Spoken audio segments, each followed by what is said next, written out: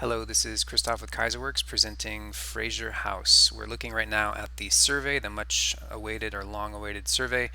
I won't get into too great a detail here, but one thing to mention is that when we overlaid our previous design that you had seen, the extent to which the building envelope encroached into the building setback was significant, and we had areas where it was 3 and 5 feet over this dashed line, which does not work. That required us to do some significant refashioning of the design. I'm moving now to A1.0, and before I get too deep into the floor plan design, I'm just going to use this site plan to talk about some larger site design issues. Here we are at Palomino Drive on the north side of the property. This is the existing driveway into the property, and I'm just going to zoom us in here a little bit closer. This is a relatively large file, so there's some lag time here.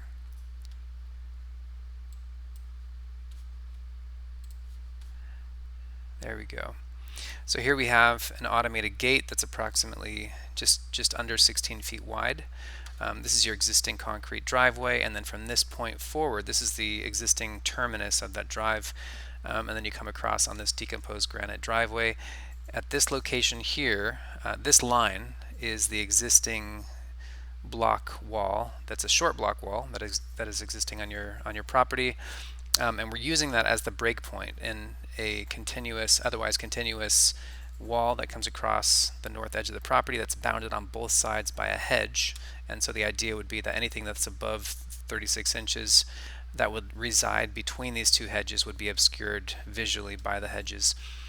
So coming to this point here, we have a fixed portion and an operable portion of a gate, and then just to the left of that we're showing a package drop-off that would be built into a modified end piece to that wall right there. So the path would be the same as what's existing. So on the right side as you're walking here, you would have the steel header en route to the front door.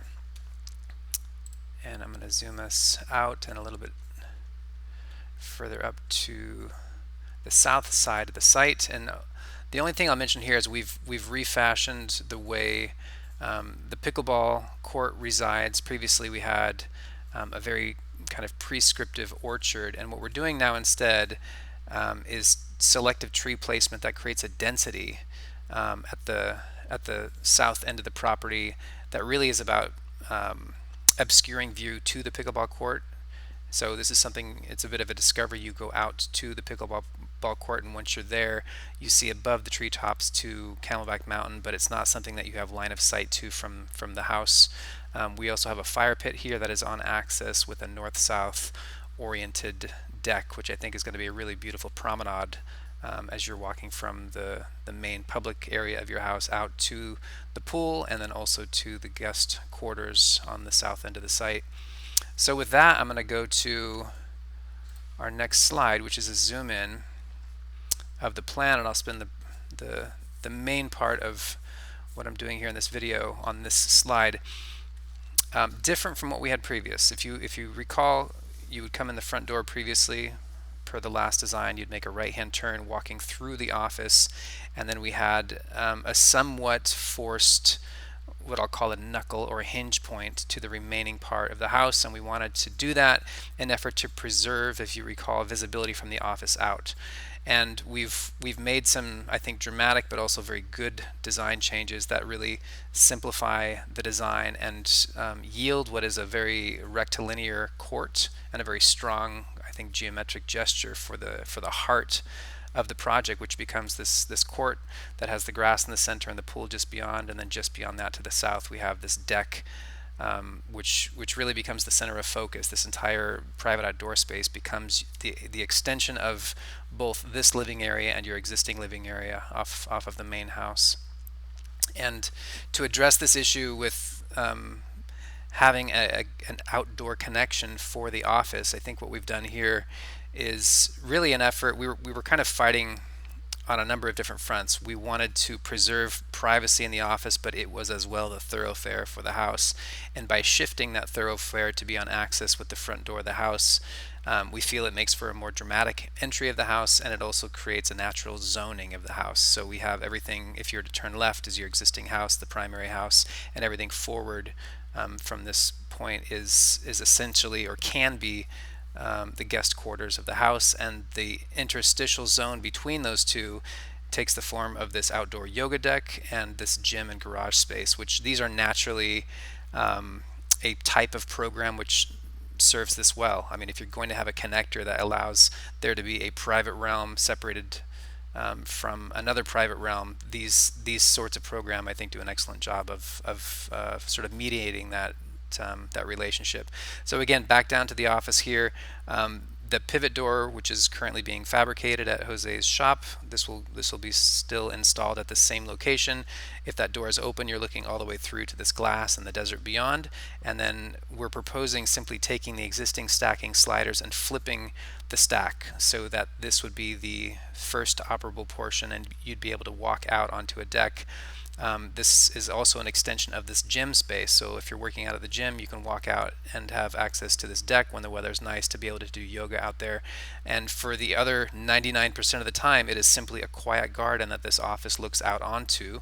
We're showing the eastern portion of that garden, that sort of garden space, as pure garden with a mid-size shade tree.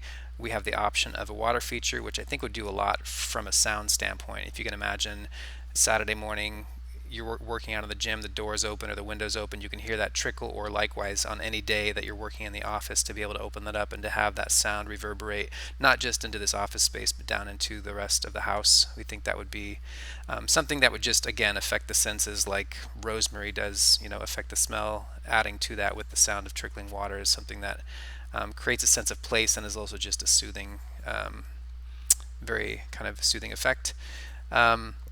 Before I go down this hall right here back to the main entry drive, so if you're staying in this wing of the house, you will presumably have come in the main entry drive on the northeast corner of the property and come across the front drive, and then you would arrive at this location here. We've situated the garage with just enough room to make this a comfortable turning radius, so we're showing a 2-car garage with washer dryer, additional storage that's located in that space. And then backing out, we have a back out location which is also for guest parking. So if somebody's coming for dinner, they would arrive at this location here. They would walk through decomposed granite to this concrete path, and then they would enter heading east on that concrete path to this west entry court. And then just off to the side of that, we're showing a small private outdoor garden that's situated underneath of this large mesquite tree. Regarding this mesquite tree, I should also mention that one of the sort of driving factors for reorienting, this wasn't a driving factor, but it was sort of a happy accident. We realized that when we reoriented or reconfigured the house to be more orthogonal, when we reconfigured this addition to be more orthogonal, we also inadvertently ended up saving approximately 7 large trees, which were going to be, which didn't work with the previous scheme. There happens to be a density of trees that are preserved when we reorient the house, as we're showing in this iteration. This also gives a nice amount of private outdoor space off of this addition. So, for example, the master suite is looking now into a greater depth of desert versus being right on the property line and looking into the neighboring property. So we've walked through this west entry court here. If you were arriving on foot again, this would be the primary entry point.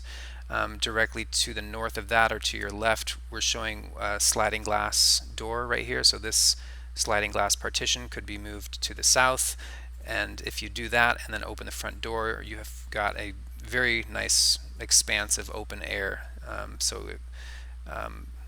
Indoor outdoor, we're sort of blurring the lines between those two, and in doing that, walking into the space, you arrive at the main sort of public realm within this addition.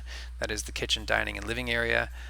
We're showing a kitchen that backs up on this south wall. We're showing a 6-burner stove, and then in the island we have our sink, and then we're showing this as a dining island. So this could either step down to standard table height, or it could remain at counter height, and these would be counter height bar stools. Walking through to the south, we have bedroom number 1 that has a Jack and Jill style bathroom door that goes back out to what we're calling hall 3. So in this bathroom here, we have a water closet, and then there's a walk-in shower at the at the south end of that, and then just to the west of that space, we're showing a built-in closet for bedroom 1. Proceeding a little bit further down hall 3, you walk into the master suite. So anything beyond this pivot door, which by the way would look and feel and function like other pivot doors in the house, you've walked into the master suite. And immediately on the right, this is sort of resort style. We're showing his and hers vanity, and then beyond that you have a master shower, which is a sizable shower, ADA accessible. You can roll in here with a wheelchair, and you can also set up a chair if need be into that master shower. This is a sizable water closet as well. And then turning to the right, we're into the master suite, which again has these really great views of the existing mature Arizona mesquite, Chilean mesquite, etc., that are already on the site. So really just letting this enjoy a slice of the desert that's not obstructed or shared by the other realm of the house. Similar to what we did in the first iteration, we're showing an open cell block wall that flies long. So this is picking up some of the language that is part of the existing master suite on the east side of the property. Directly to the east of that master suite, we're showing what we call deck 2.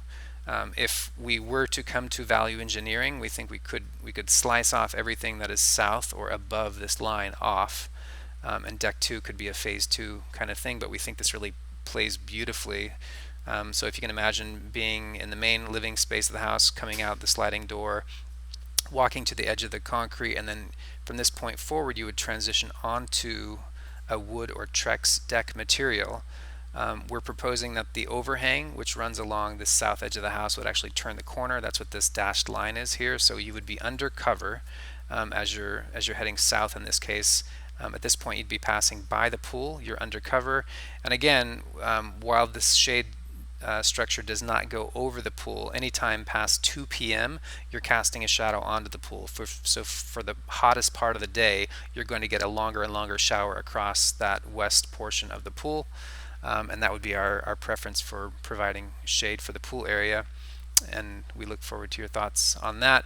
Coming to this point here, you're introduced to this first of 3 planters that sort of break up the volume of this pool area, and then these 2 darker lines right here denote steps. So you'd be going up a few steps. This is going to be a slightly elevated deck.